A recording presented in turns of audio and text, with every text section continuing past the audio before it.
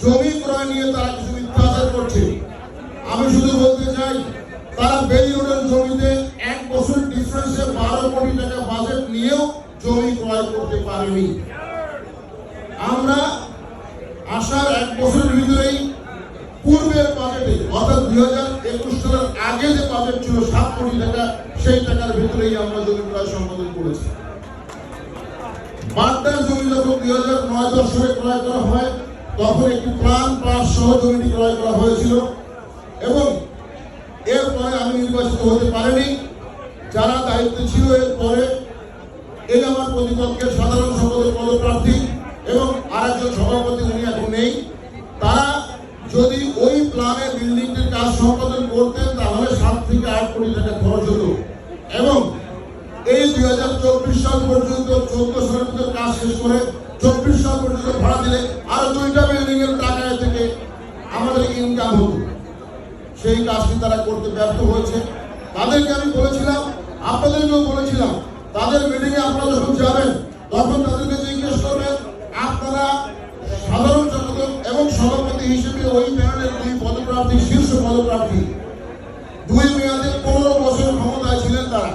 এই 15 বছরে আপনাদেরকে কি দিয়ে গেছেন তার একটি তালিকা আমি আপনাদের মাধ্যমে তাদের কাছে চেয়েছিলাম।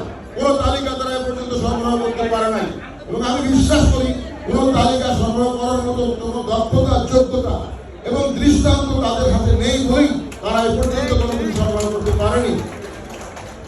এরপর আমরা বাড্ডার জমিতে ভবনের কাজ ধরেছি, প্ল্যান পাস করিয়ে। ইতিমধ্যে যে কথাটি এসেছে জমি অ্যাকুইজিশনের বিষয়ে, এরকম কোনো কিছু এখনো প্রতিষ্ঠিত হয় নাই। আমাদের কাজ চলছে। জমি একবার তখনই প্রতিষ্ঠিত হবে যখন এই জমি সরকারিভাবে অ্যাকুইজিশন হবে, ডিসি অফিস থেকে আমাদের কাছে চিঠি আসবে এবং তারা সুস্পষ্টভাবে বলবে যে এই জমি সরকারি প্রয়োজনে অ্যাকুইয়ার করা হয়েছে এবং এই জমিতে কোনো প্রকার স্থাপনা না করার জন্য তারা নিষেধাজ্ঞা জারি করবে। এ জাতীয় কোনো সরকারি নির্দেশনা আমরা পাই নাই। সুতরাং বাড্ডার জমি অ্যাকুইয়ার হয়েছে এ কথা যারা বলছে তারা নির্ভেজাল মিথ্যা কথা বলছে। শুধুমাত্র এই উন্নয়ন কাজের প্রতি ঈর্ষান্বিত হয়ে এটিকে বাধাগ্রস্ত করার জন্য তারা এই কথাগুলো বলছে। সুতরাং আপনি সতর্ক থাকবেন। পাশাপাশি উত্তরার জমির বিষয়ে আপনারা জানেন, সারা বাংলাদেশের ভেতরে রাজুকের জমি একমাত্র নিরাপদ জমি। আপনি রাজুকের জমি কিনলে কখনো বিপদগ্রস্ত হবেন না। এর বাইরে যত পাবলিক প্লট আছে কিনলেই আপনি বিপদগ্রস্ত হবেন। এর হাজার হাজার প্রমাণ আমাদের কাছে আছে এবং আমাদের সিএনএ ভাইদের ভেতরেও ঢাকা অ্যাসোসিয়েশনের যে 1800 বা 1900 সদস্য আছেন, এদের মধ্য থেকে পাবলিক প্লট কিনে অনেকেই প্রতারিত হয়েছে, অনেকেই মামলায় ঝুলছে।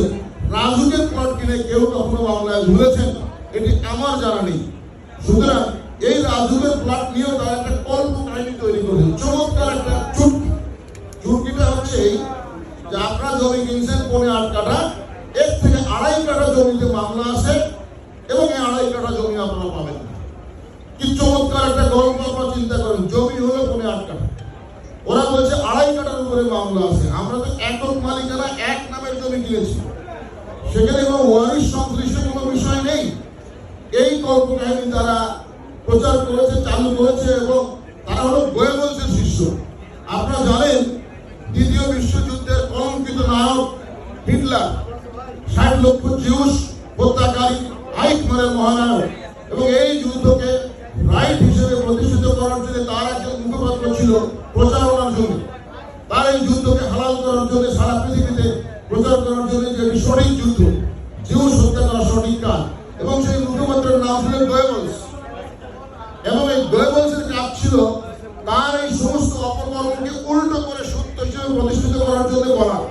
এবং থিওরি প্রাণশক্তি ছিল এটাই যে একটি কথা, একটি মিথ্যা কথাকে 100 বার বললে সেটি জনগণের কাছে সত্য হিসেবে প্রতিষ্ঠিত হয়।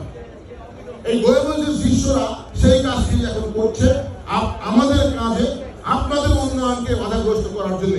এতে আমার মিজানের কোনো ক্ষতি হবে না। এই উন্নয়ন বাধাগ্রস্ত হলে আপনারা ক্ষতিগ্রস্ত হবেন। আপনাদের